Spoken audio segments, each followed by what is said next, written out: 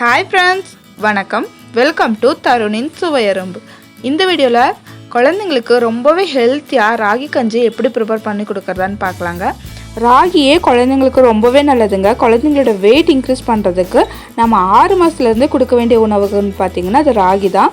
ராகி கூடவே சில சத்தான பொருட்களெல்லாம் ஆட் பண்ணி நம்ம கஞ்சி ப்ரிப்பேர் பண்ணி குழந்தைங்களுக்கு கொடுத்தோன்னா குழந்தைங்களோட வெயிட்டும் இன்க்ரீஸ் ஆகும், கூடவே பிரெயின் டெவலப்மெண்ட்டுக்கும் ரொம்பவே நல்லது. சரி வாங்க இந்த ஹெல்த்தியான ராகி கஞ்சியை எப்படி செய்கிறதுன்னு வீடியோக்குள்ளே போய் தெரிஞ்சுக்கலாம். ஃபஸ்ட்டு ஒரு பவுலில் 2 போல் பேரிச்சப்பழம் ஆட் பண்ணிக்கிறேங்க. பேரிச்சப்பழத்தில் உள்ளே இருக்கிற சீட்ஸை ரிமூவ் பண்ணிடலாம்.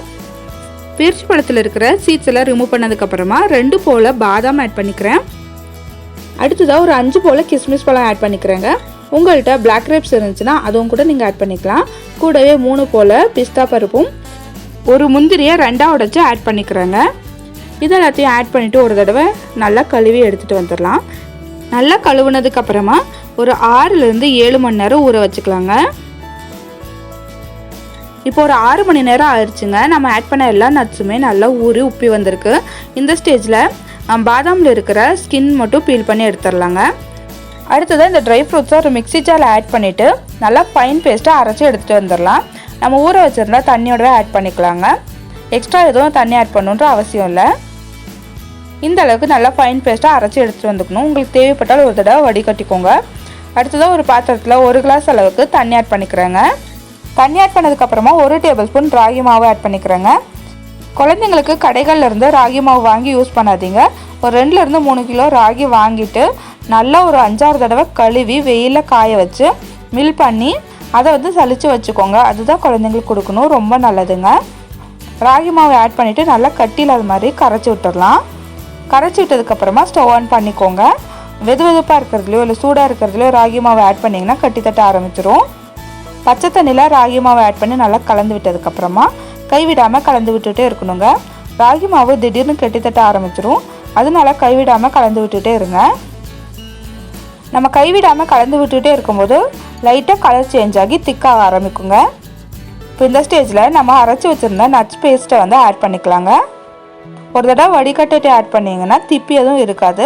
இந்த நட்ஸ் பேஸ்ட்டை ஆட் பண்ணதுக்கப்புறமா நல்லா கலந்து விட்டு குக் பண்ணிக்கலாங்க. ஒரு 2 நிமிஷம் குக் ஆனாவே போதும். எல்லாம் ட்ரை ஃப்ரூட்ஸ் தான் இல்லைங்களா, அதனால குழந்தைங்களுக்கு எந்த ஒரு ப்ராப்ளமும் ஏற்படுத்தாது. குழந்தைங்களுக்கு இந்த நட்ஸ் பவுடரெல்லாம் கொடுக்கறதுக்கு முன்னாடி ஒரு நட்ஸாக இன்ட்ரடியூஸ் பண்ணிவிட்டு குழந்தைங்களுக்கு நட்ஸ் அலர்ஜி எதுவும் இல்லைன்னா மட்டும் இந்த ஃபுட் ப்ரிப்பேர் பண்ணி கொடுங்க. இப்போ குழந்தைங்களுக்கு ஏதோ ஒரு நட்ஸில் அலர்ஜி இருந்துச்சுன்னா கண்டிப்பாக அதை அவாய்ட் பண்ணுறது தாங்க நல்லது. இது ஒரு 2 நிமிஷம் நல்லா குக் ஆகட்டுங்க. ராகி அரைக்குறையாக குக் ஆகிருந்துச்சுன்னா குழந்தைங்களுக்கு லூஸ் மோஷன் எல்லாம் ஏற்படுறதுக்கு சான்ஸ் இருக்குது. அதனால நல்லா குக் பண்ணிக்கோங்க. குழந்தைங்களுக்கு நட்ஸ் அலர்ஜி ரொம்ப பெரிய சிவியரான ப்ராப்ளம் ஏற்படுத்திடும். அதனால கண்டிப்பாக ஒரு நட்ஸாக இன்ட்ரடியூஸ் பண்ணிவிட்டு அதுக்கப்புறமா நட்ஸ் பவுடராகவோ இல்லை எல்லா நட்ஸும் கம்பைன் பண்ணிவிட்டு கொடுக்கறது தாங்க நல்லது. இப்போது இந்த ஃபுட் ரெடி ஆகிடுச்சு. இது ஒரு பவுலுக்கு நான் மாற்றிக்கிறேன்.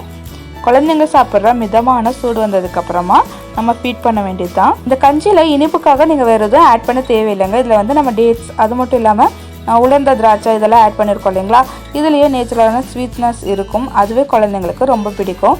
கண்டிப்பாக இந்த ஹெல்த்தியான ஃபுட் ட்ரை பண்ணி பாருங்கள். 9 மாதத்துக்கு மேலே இருக்கிற குழந்தைங்களுக்கெல்லாம் இந்த ஃபுட் தாராளமாக கொடுக்கலாம். மார்னிங் பிரேக்ஃபாஸ்ட்டில் கொடுத்துக்கலாம், அப்படி இல்லைன்னா ஈவினிங் டைம் ஸ்நாக்ஸாக கூட கொடுக்கலாங்க.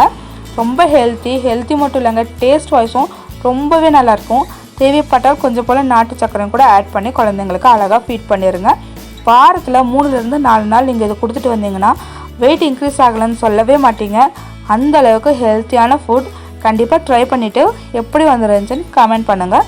இந்த வீடியோ உங்களுக்கு பிடிச்சிருந்துச்சுன்னா என்னோடய சேனலை சப்ஸ்கிரைப் பண்ணிவிட்டு கூடவே இருக்கிற பெல் ஐக்கான் கிளிக் பண்ணிக்கோங்க. கூடவே லைக் பண்ணிக்கோங்க. உங்களை போன்ற மம்மிஸ்க்கு இந்த வீடியோ ஷேர் ஆகும். வேறொரு இன்ட்ரெஸ்டிங்கான வீடியோவில் உங்களை சந்திக்கிறேன். அது வரைக்கும் பாய் ஃப்ரெண்ட்ஸ்.